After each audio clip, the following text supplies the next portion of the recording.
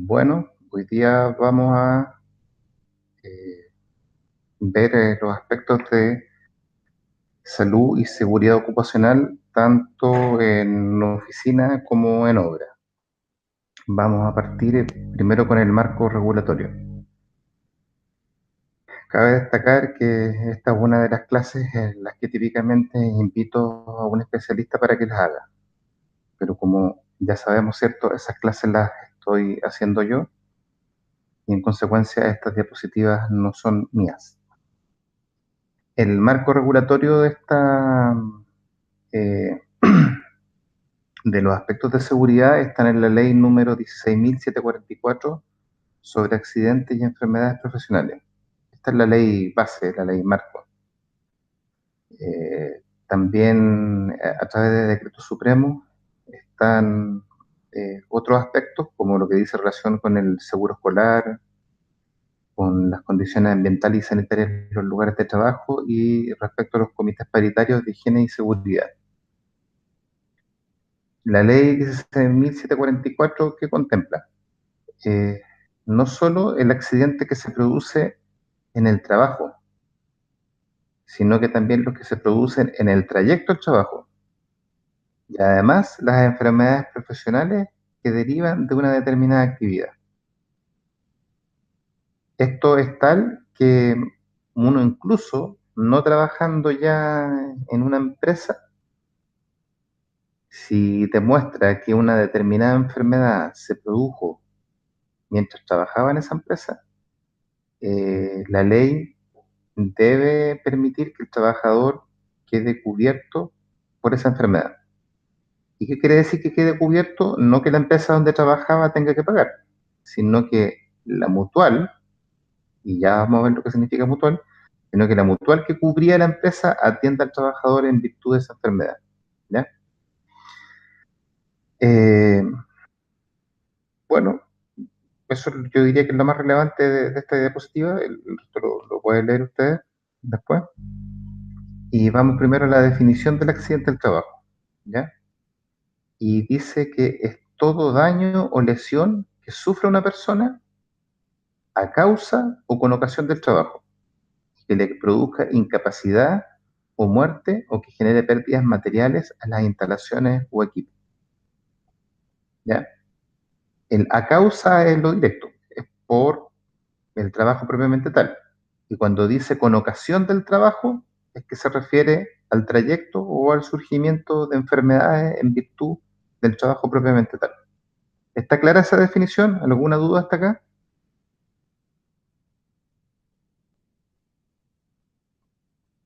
Bueno, vamos a continuar. ¿Ya? ¿Por qué se producen los accidentes del trabajo? Y se producen básicamente por dos aspectos. Por actos inseguros, que son los que realizan las personas, y por condiciones inseguras, que son parte del ambiente del trabajo. La verdad es que esto es una lógica que eh, aplica bastante en el hogar, ¿ya? Sobre todo respecto de las condiciones inseguras. Si uno vive en su casa con su familia, en mi caso con mi esposa, mi hijo, yo de qué es lo que me puedo preocupar en mi casa, de no tener condiciones inseguras, ¿cierto? De andar manteniéndola siempre ordenada, limpia, de que los enchufes estén como corresponde, de que no haya nada que se vaya a caer de alguna vitrina. Y eso lo puedo hacer por mi parte, sin mediar conversación con ningún integrante de mi familia, más que pedirles que ellos hagan lo mismo. Pero respecto de los actos inseguros, que son los que realizan las personas, eso se cautela con educación, diciendo que si vas a cocinar, tienes que cocinar con los implementos que corresponden. Que si vas a hacer un mueble, tienes que trabajar con la sierra que corresponde. Si no tienes las prensas que te permitan trabajar con una sierra circular, no lo puedes hacer.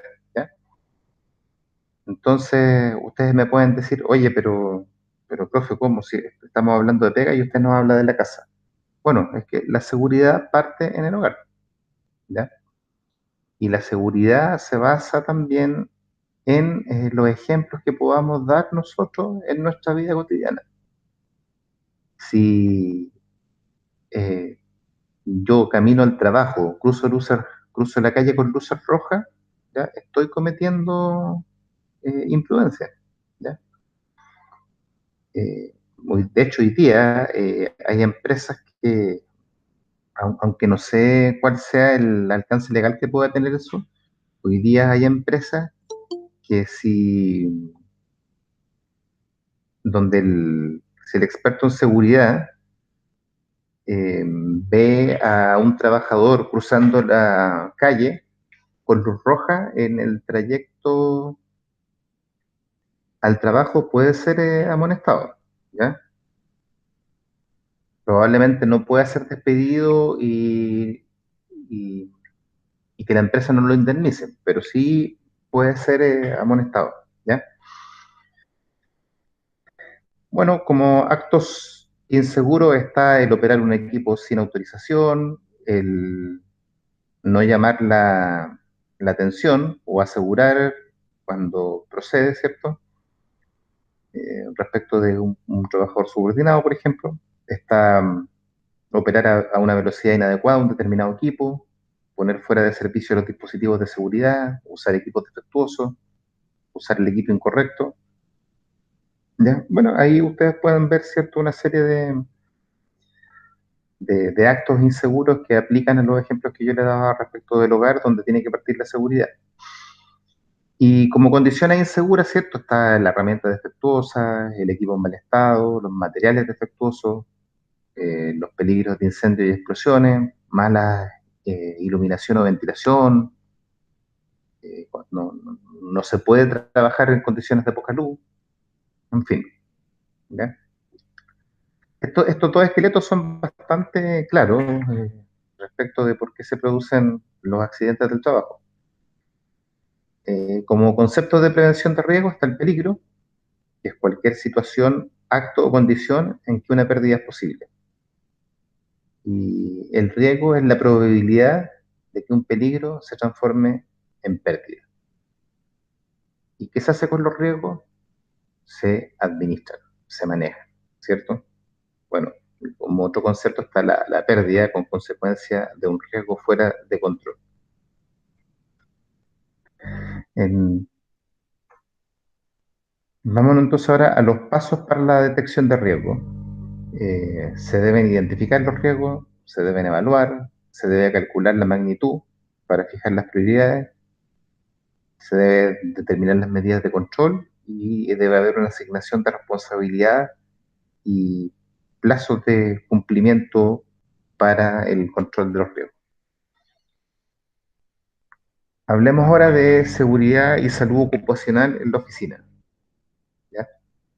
Muchas veces cuando pensamos en seguridad, estamos pensando en lo que sucede en una obra de construcción, pero la seguridad también dice relación con lo que pasa en la oficina.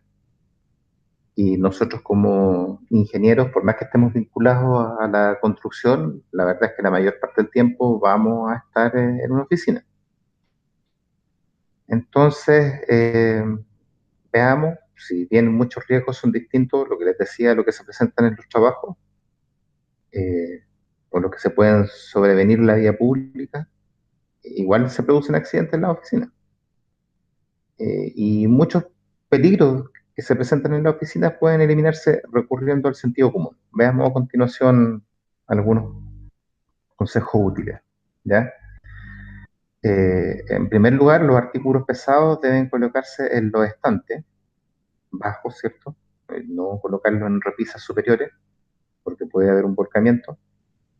Eh, Cerrar los cajones de los escritorios también o archivos luego de usarlos. A mí mismo me ha pasado más de alguna vez que o yo dejo mi cajón abierto o alguien lo deja abierto y uno al pasar, ¿cierto? Está a una altura no visible un cajón y uno se pega en la pierna. ¿Ya? Hay que tener cuidado con abrir y cerrar las puertas, sobre todo en espacios más confinados, más reducidos, ¿cierto? También cuando se necesite tomar algo que está en una altura, uno no puede subirse a una silla, a un cajón o objeto similar. Tiene que subirse a una plataforma especial para el efecto. Menos subirse a una silla, como digo, porque en las oficinas las sillas tienen que tener por norma, eh, deben ser móviles y de 5 ruedas. ¿Ya? Esos son por temas de ergonometría que no están contemplados aquí ni en la clase ni en el curso.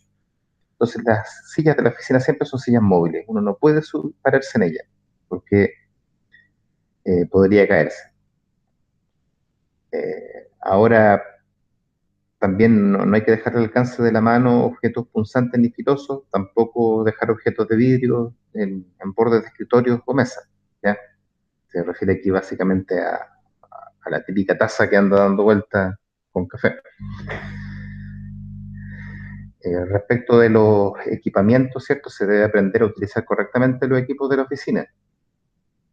Pasa bastante con las estufas, los ventiladores que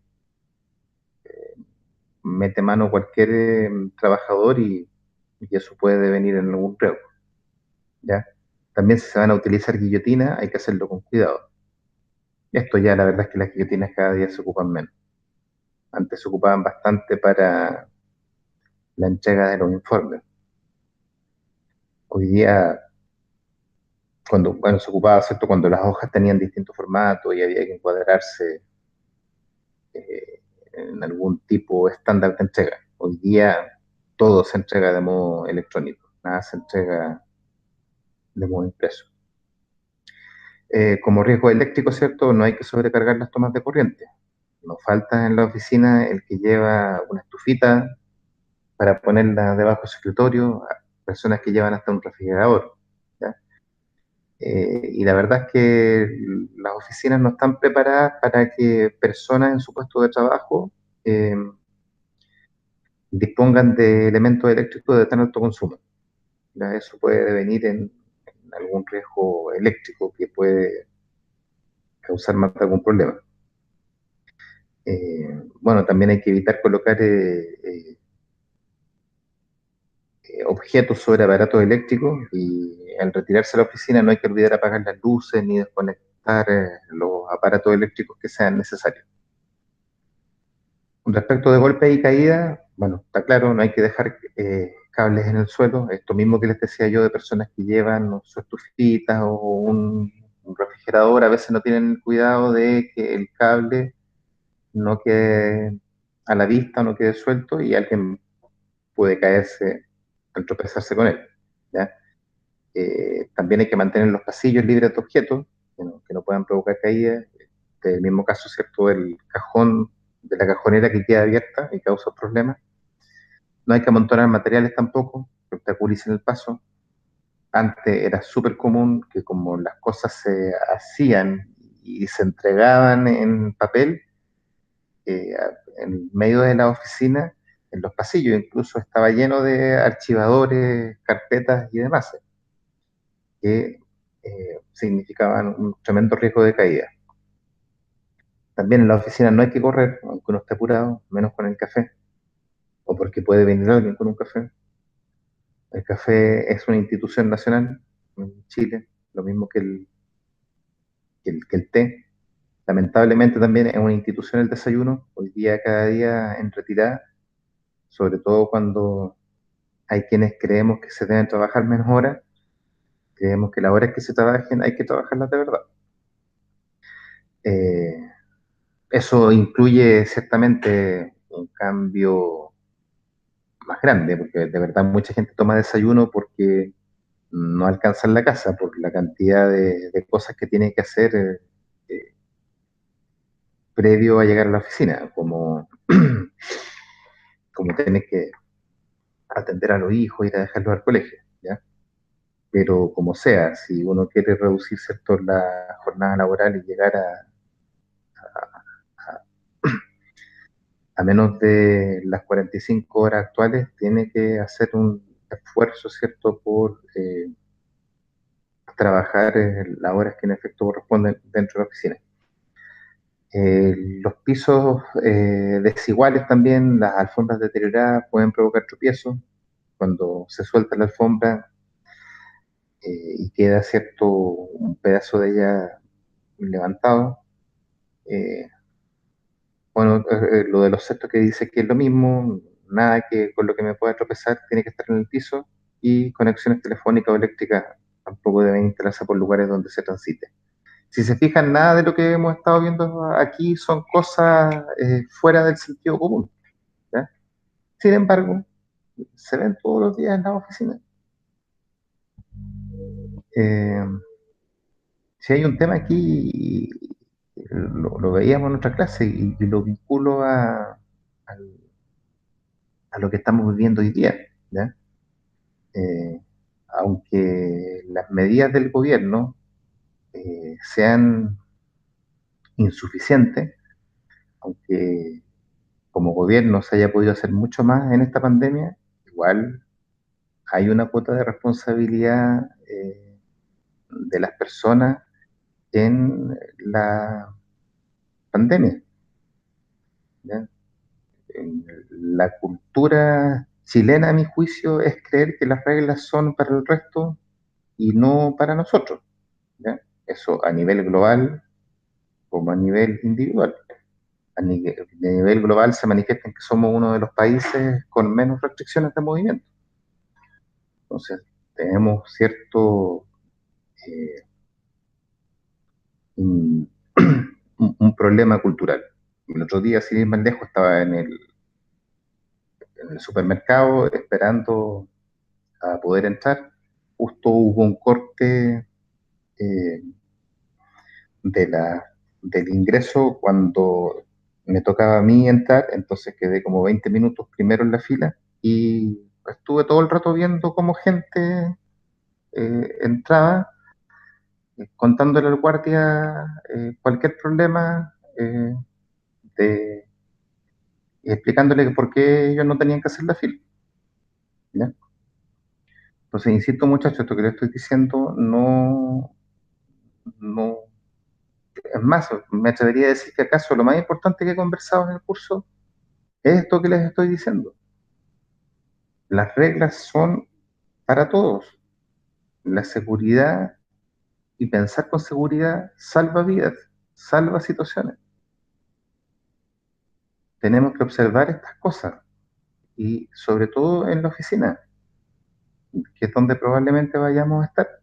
La seguridad no está en la obra, la seguridad está en la oficina, está en nuestras casas.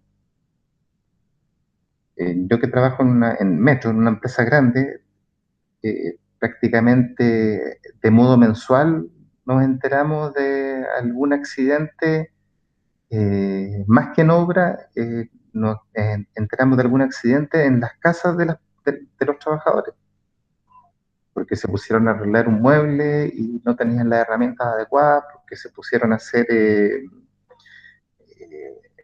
actividad física sin los controles previos, ¿ya? La seguridad es un tema serio. La seguridad es lo que nos va a llevar, a mi juicio, a dar el salto como sociedad que todavía nos falta. Y ese salto es entender que las medidas son para todos, o las reglas son para todos. Eh, asegurar, bueno, la mina habla al respecto, ¿cierto?, de cómo provocar que no vayamos a tener problemas de incendio, y por eso tenemos que asegurarnos de tener los extintores y redes de incendio que no se encuentren obstruidas, mantener despejadas las salidas, los pasillos si las hubiera, eh, salidas de emergencia, ¿ya? Si se permite fumar, no colocar el cigarrillo encendido en bordes de escritorio, usar cenicero, apagar siempre las colillas de los cigarros, nunca tirar las colillas a los cestos, al retirarse verificar que la llave de gas y de la cocina se encuentra cerrada, ¿ya? En general, insisto, son cosas lógicas. Otra cosa que les puedo comentar a propósito de esto, que yo creo que al final del día igual se vincula con la seguridad, es que los cestos que tiene uno típicamente en su escritorio son papeleros, no son basureros. Muchas personas se comen un plátano, se comen una naranja y botan eso no en el cesto apropiado global de la cocina que está en la oficina, sino que lo botan en sus propios papeleros. ¿Ya? Entonces eso redunda también en trabajar a veces con olor a naranja, con olor a plátano y además, ¿cierto?, en problemas de salud, ¿ya? Para el trabajador que después tiene que ir a hacer ese aseo, ¿ya? Bueno, con esto terminamos lo relativo a la seguridad en oficina y al marco regulatorio. Ahora nos vamos a ir eh, a los aspectos de seguridad en obra.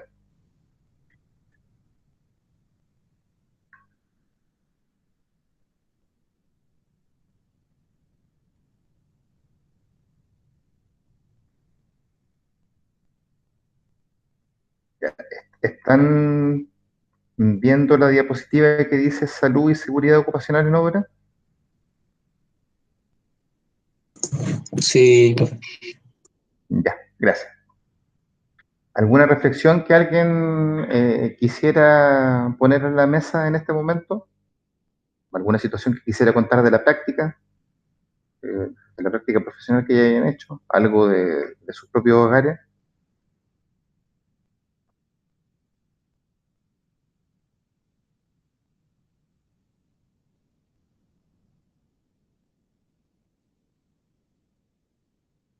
Muchachos, que alguien comparta.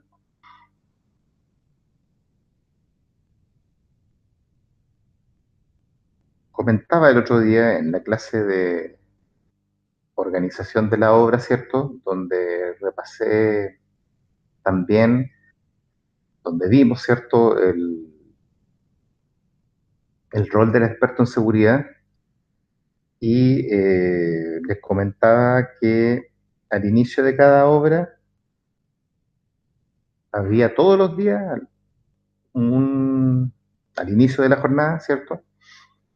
Más que al inicio de la obra, sino que al inicio de la jornada laboral. En las obras había la charla de 5 minutos.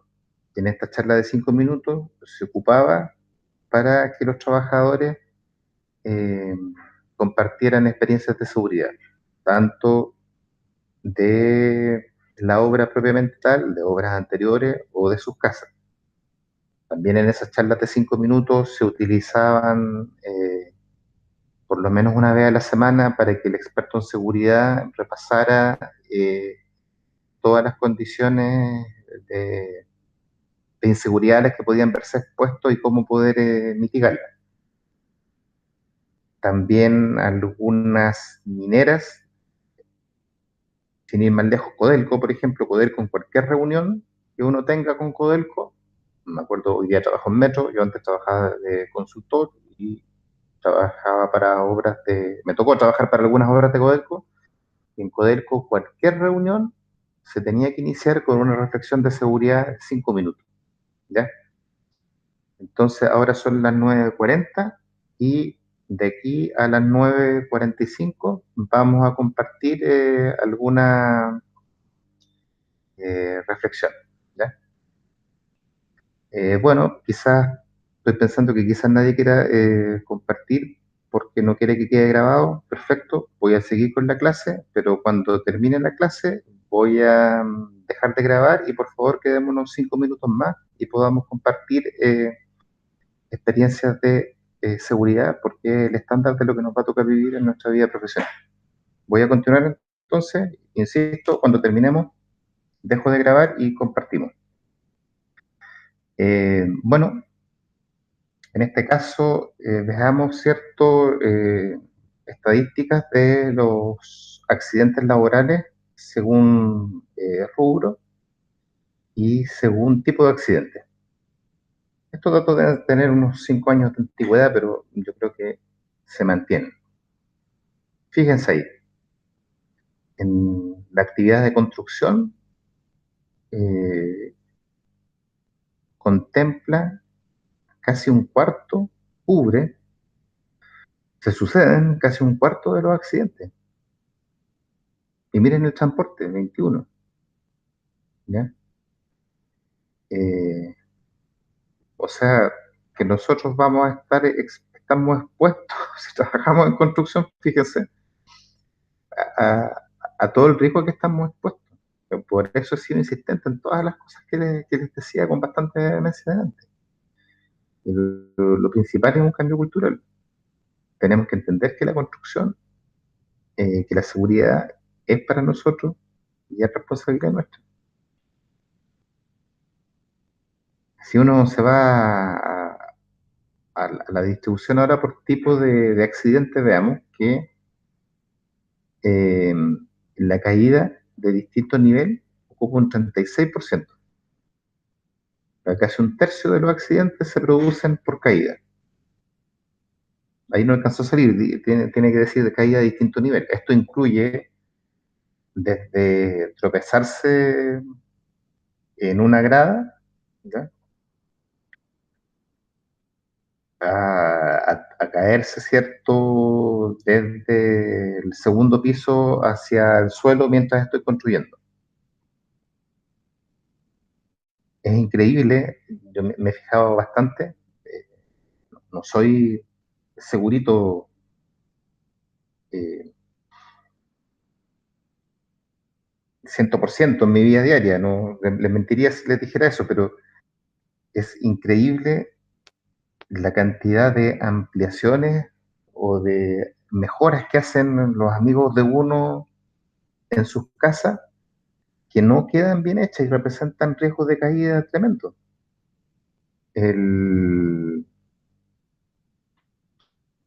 Es típico cuando se arreglan las escaleras, por ejemplo, ¿ya? Las escaleras no pueden tener alturas entre gradas distintas, no las pueden tener. Si va a ser de 19 centímetros, por ejemplo, o 18, que es más o menos el estándar, eh, la diferencia podrá ser 1 o 2 milímetros, pero no puede ser 5 milímetros. ¿Por qué? Porque el cuerpo se acostumbra, en 2 3 pasos, el cuerpo se acostumbra a un determinado ritmo. Entonces, sobre todo cuando va bajando, ¿ya? Si el peldaño que viene está a una altura, a una profundidad en este caso inferior, o sea, hay una mayor altura, un mayor desnivel que sentía el cuerpo en los 3 primeros escalones que bajó, esa persona se va a caer y se va a tener un problema severo en, en su columna. Eso pasa más de lo que uno desearía.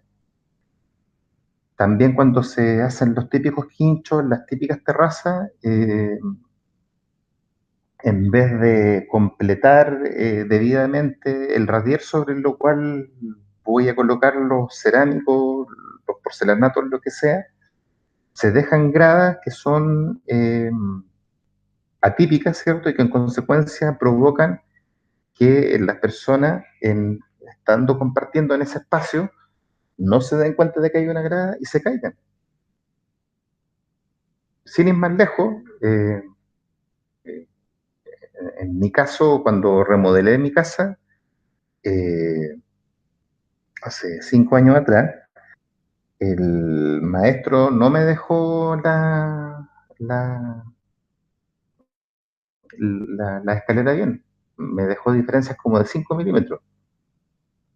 Yo ya había llegado a vivir a la casa y sentí de inmediato el, la molestia de... No llegué casi a caerme, pero sentí de inmediato la molestia en la espalda, el primer día. Y lo llamé y el maestro trató de convencerme de que 5 milímetros no eran problema. Yo le dije, mira, ¿sabe? Dentro de todo creo que era un buen maestro, así que le dije, ¿sabe? No quiero discutir con usted, ¿ya? No le voy a exigir garantía, venga, le voy a pagar lo que sea necesario, pero usted va a hacer las cosas como yo quiero que las haga, ¿ya? Así que eh, quedó bien, ¿ya? Y fíjense que hay muchos maestros buenos que ellos creen que ser bueno es dejar las cosas bonitas, porque, y esto, ojo, que es aplicable también a obra, porque ustedes, en el caso de las escaleras, tienen lo que se llama el limón, que es el que sostiene a los peldaños, ¿ya? Esta es una escalera de acero, entonces lo que hace el maestro es que va colocando una escuadra, ¿ya? Sobre sobre el limón va colocando una escuadra.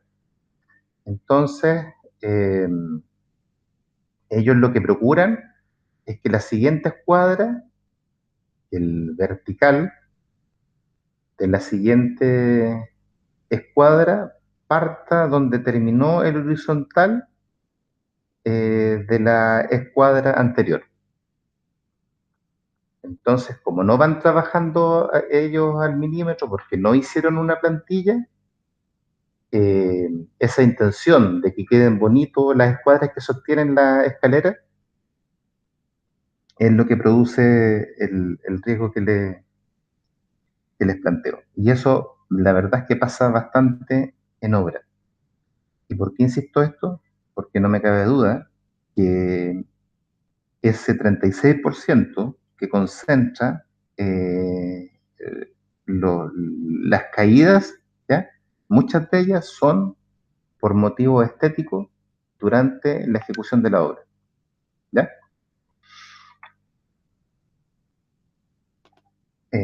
Bueno, si vemos también hay problemas de atrapamiento, problemas de electrocuciones, ahí se insiste en la caída de altura cuando hay instalación deficiente de andamio, que se relaciona bastante con los que les comentaba, eh, ausencia de algún componente del andamio, eh, equipos de protección personal en mal uso, caídas de losa, aberturas, vanos, ausencia de señalética o de protecciones perimetrales. Aquí vemos una frecuencia de infracciones cursadas por la Dirección del Trabajo a empresas del rubro de construcción, ¿ya? Esto es en un determinado periodo, no sé cuál sea ese periodo. Entonces, conducir grúas sin licencia, dos infracciones, exceder horas de descanso, tres, no proteger instalaciones eléctricas, siete. Así suma y sigue, no confeccionar el reglamento interno con el que se debe trabajar, no tener elementos de protección personal, 15, ¿ya? Ahí ustedes pueden revisar estas estadísticas, ¿ya? Ahora en prevención de riesgo en obra existen variados modelos de gestión de prevención de riesgo y en general utilizan al menos las siguientes herramientas. La charla de hombre nuevo, que es la que se hace cuando el trabajador se incorpora a las obras. En las mineras, la charla de hombre nuevo puede durar hasta 2 días, ¿ya? Yo alguna vez, ¿cierto?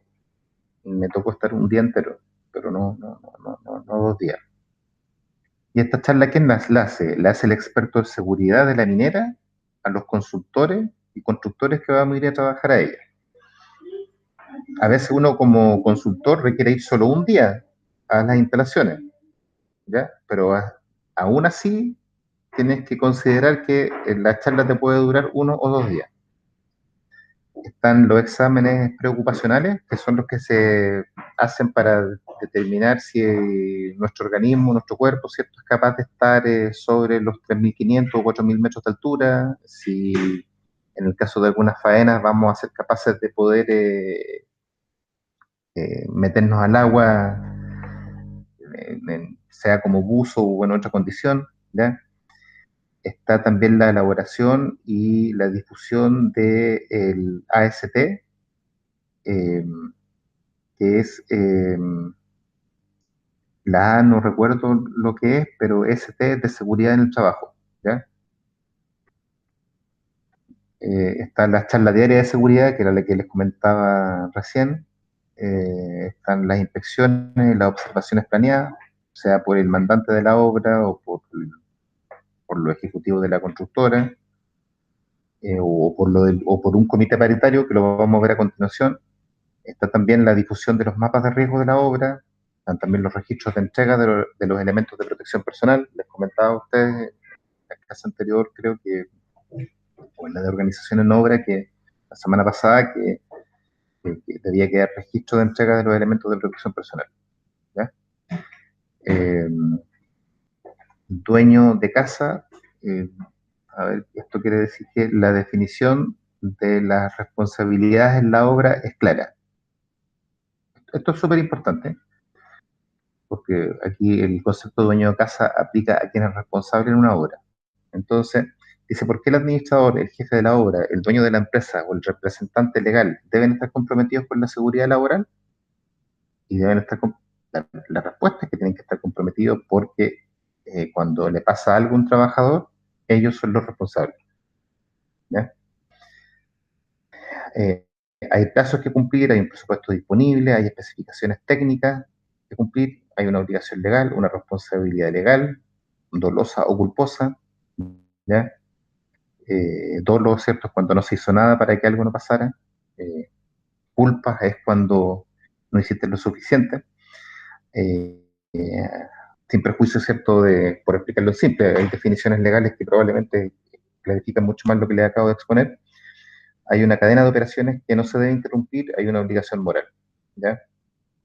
Eh, o sea, esto trata de explicar lo que les acabo de decir, por qué el administrador, el jefe de la obra, el dueño de la empresa, el representante legal están comprometidos con la seguridad laboral, porque los trabajadores se accidentan en el marco de, valga la redundancia, la relación laboral que se establece. Uno establece eh, un cierto dueño de empresa establece una relación laboral para que hagan lo que tú les solicitas en un horario y en una condición determinada. Entonces, no puedes no ser responsable de eso.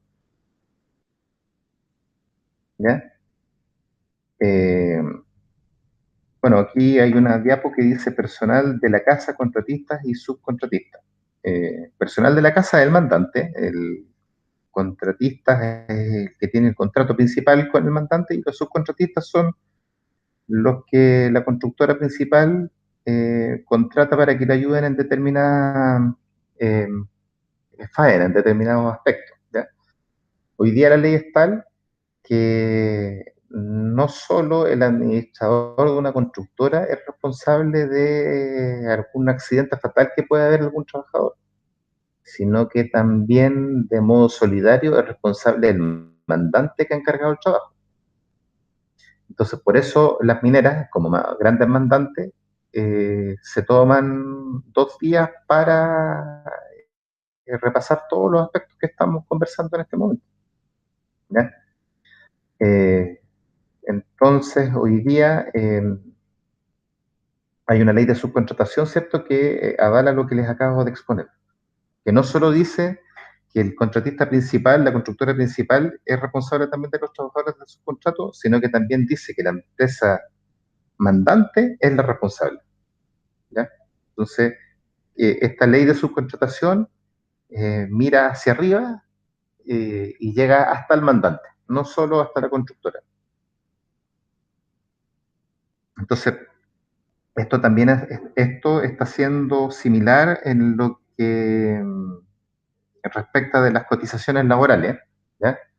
Entonces, cuando un mandante, sea una minera, metro, alguna empresa papelera, lo que sea, que requiere la construcción de una instalación industrial, para pagar mes a mes los avances de la constructora, les pide que la constructora muestre un registro, ¿ya?, de que se han pagado las cotizaciones previsionales, ¿ya?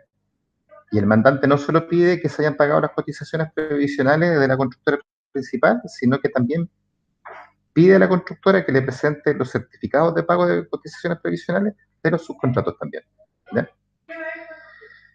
Entonces, yo creo que ya para finalizar, lo que nos queda es verificar o hablar acerca del concepto del comité paritario, ¿ya?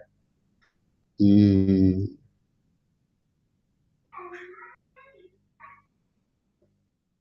veamos,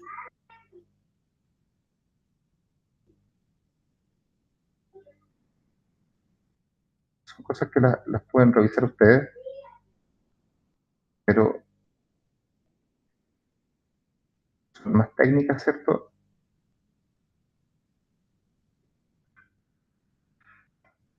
Pero me interesa que repasemos el concepto de comité paritario. Antes Eh, Repasemos esta última diapositiva. Aquí dice que los requisitos mínimos que la ley de subcontratación exige es a los que me estaba refiriendo, ¿ya? Eh, bueno, que tiene que estar el contrato de la prestación de servicio, ¿ya? Que se accidente un trabajador que no tenga un contrato hecho, eso es, si se muere, ese trabajador es cárcel segura para el administrador de la obra.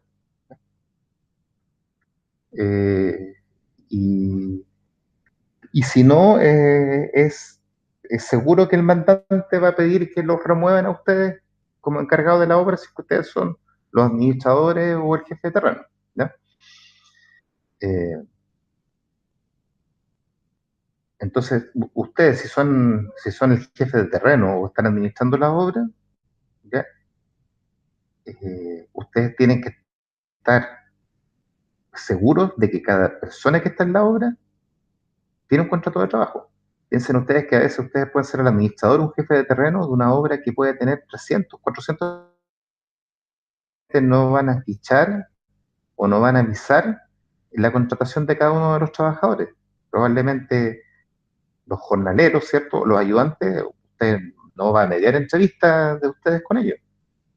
Y ese trabajador va a llegar un día porque lo trajo el hermano, el amigo, quien sea, ¿ya?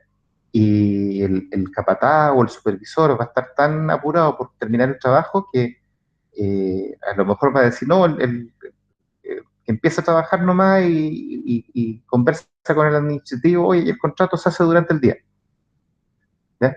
No, el contrato tiene que hacerse antes que el trabajador ponga un pie en la faena.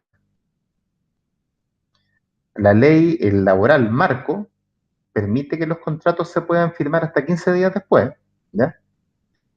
Sin embargo, establece que en caso de cualquier problema, en ausencia del contrato, el trabajador puede imponer los términos eh, que se supone negoció con el empleador. Eso aquí en la construcción da lo mismo. Si alguien no tiene contrato laboral y tiene un accidente, ¿ya? Sobre todo si es fatal, el trabajador no va a poder decir cuáles eran los términos del contrato y además da lo mismo. El hecho es que hay una persona que no va a estar cubierta por la seguridad social, ¿ya? ¿Y por qué? Porque eh, todos los seguros que operan requieren la firma efectiva de un contrato de trabajo. De hecho, y aquí hay algo cierto que no lo señalé y que lo tengo que señalar previo a lo del comité paritario, es que existen lo que se llaman las mutualidades, ¿ya? Está la Asociación Chilena de Seguridad, está eh, la, que, que es la H, ¿cierto? Está la mutual de la Cámara Chilena de la Construcción, está, eh, está también el Instituto de Seguridad Laboral, que es del Estado, eh, pero bueno, las hay del Estado y las hay privadas y la mutualidad eh, son las que cubren a los trabajadores en caso de accidente, ¿ya? Insisto, no es la empresa la que, cuando las cosas están bien hechas, no es la empresa la que responde con su patrimonio. Cuando las cosas están bien hechas, quien responde es la mutual. Y la mutual recibe mes a mes como cotización de cada empresa el 0,95% de los sueldos de los empleados, ¿ya? Y esa cotización que hace una empresa respecto de todos sus trabajadores en una determinada mutual es la que permite que ante un accidente o ante enfermedades profesionales, el trabajador sea atendido de modo gratuito en dicha mutual, ¿ya? Cuando las empresas van teniendo accidentes, ese valor de 0,95 de la planilla de sueldos crece. Por eso, lamentablemente, sucede que en determinadas obras, cuando hay un accidente, eso es algo que ya hoy día casi no se hace, porque ya es prácticamente cárcel hacer eso. Eh, por eso sucedía bastante hace algunos años atrás, y cuando había un trabajador tenía un accidente en una obra, eh, la constructora llevaba al trabajador, si es que era un accidente menor, pero podía ser considerable de todas formas, sobre todo podían venir secuelas posteriores, lo que hacía las empresas, algunas, no todas obviamente, es que llevaban al trabajador a una clínica privada para que no quedara registro del accidente y en consecuencia no aumentara después el porcentaje de cotización que tiene que hacer la empresa en la mutual, ¿ya? Eh, pero insisto, hoy día la verdad es que gracias a Dios hemos ido avanzando en seguridad y ya es prácticamente impensado hacer eso, ¿ya? Y bueno, ¿y qué otros requisitos exige la ley? Aparte de los que les he comentado, y esto no solo aplica en obra, sino que también aplica en las oficinas, que está lo que se llama la conformación del comité paritario, ¿ya? Se llama paritario porque hay, están en igual proporción, ¿ya? Representantes de la empresa y representantes de los trabajadores. Entonces, cuando se inicia una obra, el mandante de la obra, junto con la inspección técnica, una de las primeras cosas de las que tienen que preocuparse es de que la constructora forme el comité paritario. Y este comité paritario, ¿qué rol va a tener? ¿Ya? Va a tener como rol que los trabajadores, por ejemplo, en el contexto de este comité, den cuenta de todas las cosas que ellos estiman podrían ser eh, riesgosas para el día a día de la obra o de la oficina, y tienen que exponer también en el contexto de este comité todas las cosas que ellos creen pueden ser oportunidades de mejora, ¿ya? Entonces, usted a veces puede, eh, a los trabajadores que participan del comité paritario, sean los trabajadores propiamente tal, o los representantes de la empresa, ¿ya? Eh, en nuestro caso como profesionales, si nosotros trabajamos en oficina, ¿ya? Donde hay, no sé, cientos de ingenieros, es probable que nosotros seamos parte del comité paritario como representantes de los trabajadores, ¿ya? Y como representantes de la empresa van a ser el gerente de recursos humanos, algún otro subgerente, ¿ya? De otra área. Pero si nosotros estamos en obra por la constructora, aunque seamos uno más de la constructora, ¿ya? En el contexto de una obra es probable que nosotros vayamos a ser del comité paritario como representantes de la empresa, ¿ya? Bueno, como sea, estas iniciativas que se ven, por ejemplo, cuando uno va a una obra y ve que es Navidad y ven un cartel que dice, o sea, ven al viejito pascuero que le dicen al trabajador en el afiche, yo quiero que tú pases la Navidad junto a tu hijo. Típicamente esas son acciones que se insertan en el contexto del comité paritario, ¿ya? El comité paritario, y apoyado también por el experto de seguridad, eh, va conformando medidas, ¿ya? Campañas que eh, ayuden al devenir seguro de la obra, ¿ya? Eh, También, bueno, lo que les acabo de contar, ¿cierto? Algo que podría parecer menor, no lo es. Hay campañas también como Papito, Mamita, te espero en casa. Esas son las que uno puede ver, ¿cierto?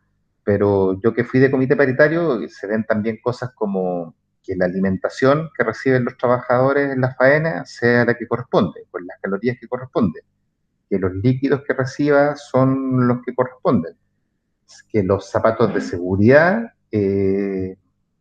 sean de una calidad que se condiga con el requerimiento de la obra, ¿ya?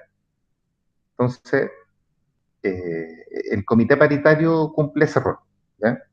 Típicamente, después está la pelea, ¿cierto?, de que eh, los representantes de la empresa le dicen al comité paritario que se acuerden que son un comité paritario y que no un sindicato, entonces que cosas que están pidiendo pueden exceder la labor del comité paritario. Es una pelea típica, ¿ya?